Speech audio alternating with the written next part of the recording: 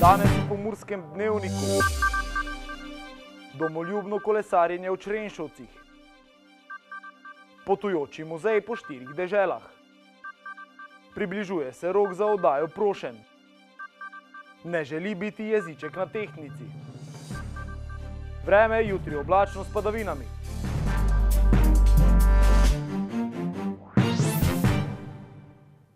Spoštovane gledalke, cenjeni gledalci, lepo pozdravljeni. V Črenšovcih so v počastitev državnega praznika združitve prekmurskih Slovencev z matičnim narodom pripravili domoljubno kolesarjenje po branikih slovenstva v občini Črenšovci. Domoljubno kolesarjenje je letos potekalo petič. Torej, ob počastitvi praznika združitve prekmurskih Slovencev z matičnim narodom vsako leto v sodelovanju z občino Črenšovci in kulturnim turističnim društvom Črenšovci pripravljamo nekaj tematskih kulturnih prireditev in ena izmed njih je tudi kolesarjenje po branikih slovenstva. Tako vsako leto, to že kar nekaj let, torej tradicionalno poteka po vseh vaseh naše občine, kjer se poklonimo padlim v prvi svetovni vojni, v drugi svetovni vojni, potem vsem tistim, ki so sodelovali v osamosvojitveni vojni, učiteljem, kulturnikom, gasilcem, ki so kakorkoli prispevali in ohranjali slovenstvo. Tako na vsakem tem braniku se pač predstavi, čemu je ta spomenik postavljen, se položi cvetje in s kakšno kratko kulturno prireditvijo potem obeleži ta spomenik.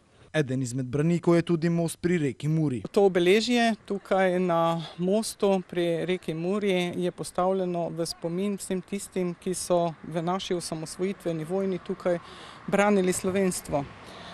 Tukaj je namreč bila postojanka, kjer so pogumni možje takratne vojske in pa tudi ostalih rezervistov branili ta most ravno tukaj na Razkrižju oziroma na Hrvaškem se je pripravljala ofenziva pravzaprav na Slovenijo in tukaj so bili pogumni možje, ki so seveda branili varnost, našo varnost, pa našo domovino, v kateri lahko zdaj živimo. Tistih časov nima v najlepšem spominu. Tukaj pa smo živeli v stalnem strahu, če slučajno pride vojska, jugoslovanska preko Mure. Jaz sem tu prva, sem rekla, hišo smo zidali, da bodo prvo zrušili. Majhne otroke smo imeli, mož mi je bil tudi tukaj v vojski takrat in za nas je to zelo pomemben pomnik, o katerem govorimo tudi današnji mladini in današnjim mladim. Andreja Sever pa se je dotaknila še ene pomembne teme. Potem bi izpostavila morda akcijo Kip in pa izobesim slovensko zastavo. To akcijo tudi vsako leto, že mislim, da 5 let, izvajamo v Črenšovcih. S tem spodbujamo občane, vabimo k nakupu slovenske državne zastave in ne samo k nakupu, ampak tudi k temu, da ob državnih praznikih zastave izobesijo, pokažejo jasno svojo narodno pripadnost. Nekoč je bilo to tvegano dejanje, danes ni in zakaj ne bi tega naredili. To ni pomembno samo za nas, ki živimo zdaj v tem času, ampak predvsem za prihodnje rodove, mlade, da bodo bolj goreči Slovenci, kot smo mi morda. Po koncu kolesarjenja je sledilo druženje, padlim pa so simbolično položili venec.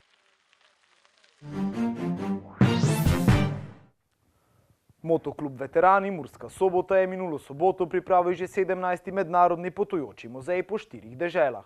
Več kot 100 starodobnih vozil je z vožnjo pričelo v Murski Soboti in pot nadaljevalo po Avstriji, Madžarski in Hrvaški. Vožnja poteka čez 4 države, se pravi pred časom, 18 let nazaj se je rodila ideja v klubu Motoklub Veterani Murska Sobota, da bi naredili rejdi skozi takrat 3 države. In so se našli takrat člani, ki so to organizirali, potem se je pa razširil na čez 4 države. V bistvu je pa vožnja skozi 4 države v enem dnevu z kratkimi postanki vsake države oziroma zdaj trenutno priredimo tako, da eno državo izpustimo zaradi časovnega poteka same proge. Koliko udeležencev se običajno zbere na teh dogodkih, tudi letos morda, odkot vse prihajajo tudi? Zbere se nekje od 100 do 120 vozil, tako pričakujemo letos tudi nekje 100 vozil, vse skupaj pa to, da bomo rekel 200 udeležencev, potem so vozniki in vozniki. Zgolj slovenski ali tudi iz tujine? Ne iz tujine, gre za mednarodno prireditev, tako da imamo vseh 4 držav oziroma še mogoče kakšne druge, tudi iz Nemčije so prišli že tudi vozniki s svojimi vozili, tako da vsaka država pride tudi obiskovalcev. Približuje se rok za oddajo prošenj za sprejem in podaljšanje subvencioniranega bivanja študentov visokošolskega študija v študentskih domovih, dijaških domovih in pri zasebnikih za študijsko leto 2018-2019. Študenti visokošolskih študijskih programov, ki želijo koristiti pravico do subvencije za bivanje, morajo prošnjo za sprejem ali podaljšanje bivanja oddati do 16. avgusta 2018 preko elektronske vloge na spletnem portalu EVŠ. Rok velja tudi za tiste, ki se bodo vpisali ali šele oddali prijavo za vpis na študij po roku za oddajo prošnje za subvencionirano bivanje študentov, sporoča Ministrstvo za izobraževanje, znanost in šport. V študijskem letu 2018-2019 je skupaj razpisanih 11.941 mest za subvencionirano bivanje, za sprejem 4.050 in 7.876 za podaljšanje bivanja ter 15 mest, ki so namenjena študentom s priznano mednarodno zaščito. Višina subvencije za bivanje študentov za študijsko leto 2018-2019 je 21,5 evra na študenta za javne študentske in dijaške domove ter 32 evrov za študenta za zasebne študentske domove in zasebnike. V minulih dneh je predsednik LMŠ in kandidat za mandatarja Marjan Šarec, ki za večino potrebuje 3 glasove, pogovor opravil tudi s poslancema narodnostnih manjšin, torej tudi s pomurskim poslancem Ferencem Horvatom. Konkretni pogovori o podpori koalicijskega sporazuma po besedah Horvata sicer niso potekali. Vsekakor pa sam jeziček na tehtnici na seji ta petek ne želi biti. Poglejmo, kakšen je njegov odgovor na vprašanje, ali bo Marjana Šarca podprl za mandatarja. Stališča so moja trdna, tudi če bo prišel do tretjih volitev, svojih stališč ne želim spremeniti ravno zaradi tega, ker ne želim, bom rekel, nekako iti v te strankarske igrice, ki se zdaj trenutno dogajajo. Če sem zelo iskren, koliko spremljam, bom rekel, izjave tudi predsednikov strank, ne zdi se mi, da je ravno neko veliko zaupanje med njimi, že znotraj te bom rekel, teh peterčka plus levice. Tako da jaz mislim, da je to edina pametna in pravilna odločitev, da sam, bom rekel, v tem primeru ne želim biti odločilen glas. Služba vlade za razvoj in evropsko kohezijsko politiko je izdala odločitev o finančni podpori javnega razpisa mentorske sheme za socialna podjetja. V vzhodni kohezijski regiji 1,4 milijona evrov. Razpis, ki ponuja sredstva v višini 3,2 milijona evrov, je razdeljen na 2 sklopa ter bo pripomogel pri vključevanju oseb v programe mentorstva in usposabljanju mentorjev. Kot sporočajo z vladne službe za razvoj in evropsko kohezijsko politiko, bo Evropski socialni sklad prispeval 2,5 milijona evrov, od tega 1,4 milijona v kohezijski regiji Vzhodna Slovenija in 1,1 milijona v kohezijski regiji Zahodna Slovenija. Namen sklopa A je spodbujanje, mobilizacija, motivacija in proaktivno delovanje zaposlenih v socialnih podjetjih, pri čemer bo poseben poudarek na zaposlenih iz ranljivih ciljnih skupin. Tako jim bo prek mentorja kot pomembnega dela podpornega okolja za socialna podjetja v Sloveniji omogočena večja socialna vključenost in višja stopnja zaposlenosti.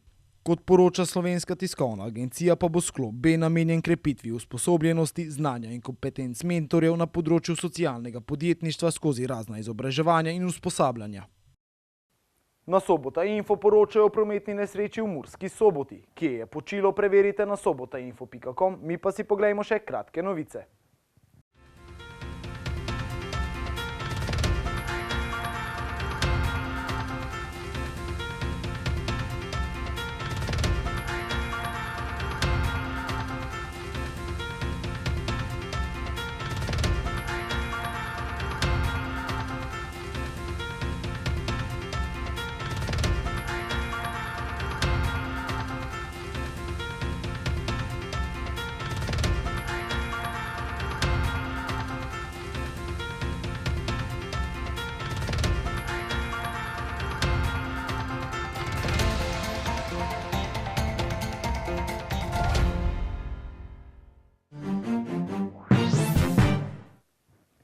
Jutri bo spremenljivo do pretežno oblačno s krajevnimi padavinami, deloma nevihtami. Še bodo možne krajevne močnejše nevihte z nalivi in sunki vetra. Več o vremenu pa v vremenski napovedi.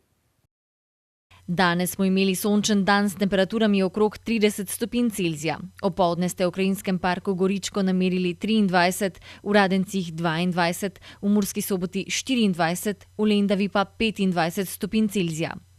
Jutri bo spremenljivo do pretežno oblačno s krajevnimi padavinami, deloma nevihtami.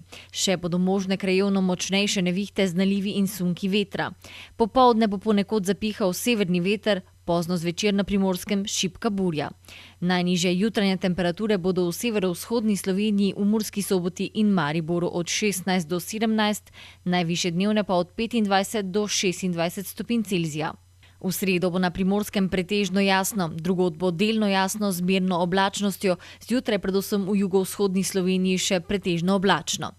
V četrtek bo pretežno jasno in spet topleje, na Primorskem bo oba dneva pihala šibka burja. Temperature v naših krajih se bodo zjutraj gibale od 14 do 16, popoldne pa od 28 do 29 stopinj Celzija.